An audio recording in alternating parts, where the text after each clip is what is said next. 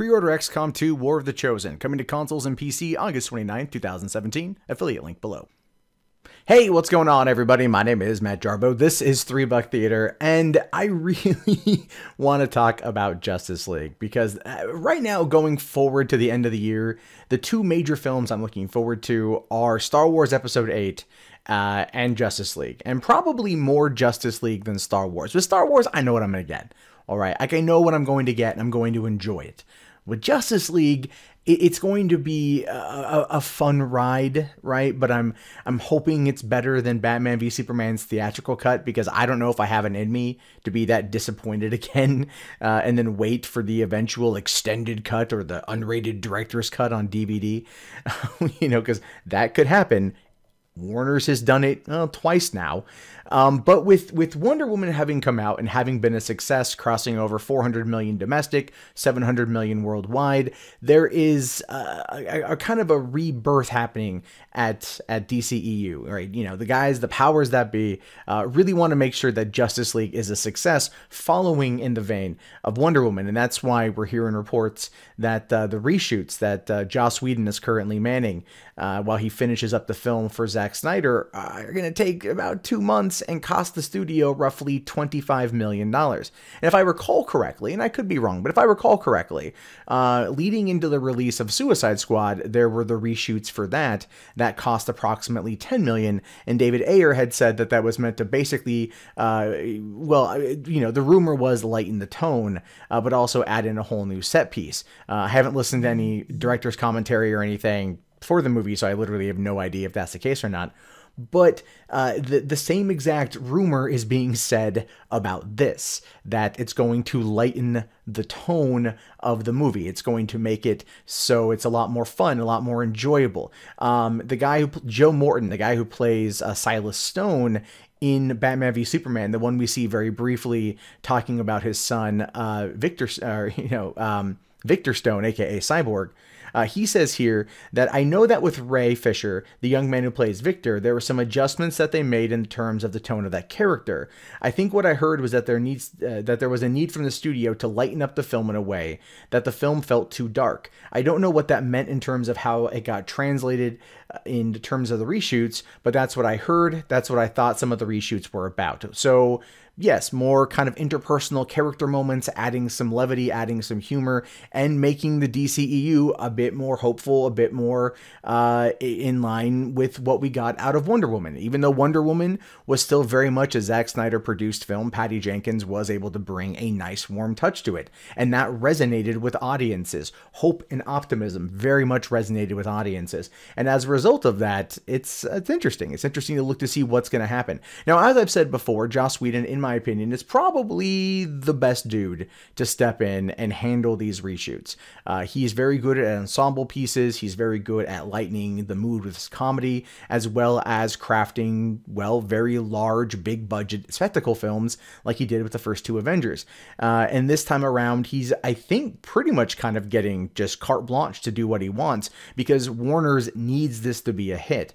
Now, another thing that I'm hearing is that the movie itself it's Zack Snyder's cut from the end of 2016, early 2017, was pretty much unwatchable, is what some of the reports are saying. These are unconfirmed. These are just rumor speculation. But you can kind of look to see what's gone on with it and understand that maybe that is actually what's going on here. So when you look at the idea of these reshoots, these 2-month reshoots costing the studio $25 million, there are extensive things happening. Almost a complete overhaul of the film is what it's being reported and what it would seem. But apparently, they're also focusing on trying to redo the ending of the movie to not make it a cliffhanger. Because remember, we know that there's Justice League 1 or part 1 or whatever coming fall 2017, and then fall 2019 is going to be Justice League part 2. Now, in between then, we've got other movies that are coming out, so clearly part 1 is going to have to end definitively, or if it has a cliffhanger ending, it has to be done in a way that will allow for Aquaman and whatever the hell else Warner's has coming out prior to the release of Justice League 2. Maybe Batgirl, maybe the Batman, who knows what they've got going on right now. It's all over the place. We don't even know what's going on with Green Lantern Corps. We just know that it exists. We know Flashpoint, but that's probably going to be pushed to 2020 after the release of Justice League Part 2. So who knows, right? I mean, even then, that's a whole amount of speculation on its own. But we know that Steppenwolf is the villain of Justice League. We know that that's leading into Darkseid, in which a lot of people out there are thinking that that's going to be the lead-in. You know, they'll defeat Steppenwolf, or Steppenwolf will call upon Darkseid. Darkseid will show up like a freaking Galactus and do his thing, and then that will, you know, basically also showcase the return of Superman, as we kind of see in the trailer, and then going on from there. So I look at the situation as a whole, and I think Warner's knows that they have to lighten the mood. They know that they have to make this more fun. They have to make this more entertaining and not like a dark, gritty tale, which is what the trailers kind of look like. And don't get me wrong, I really enjoyed what Zack Snyder did with Man of Steel and with Batman v Superman extended cut. And I would love to see his original vision at one point in time or another. I would love it if they actually released the original vision, what he originally put together, to see if it is as unwatchable as people claim.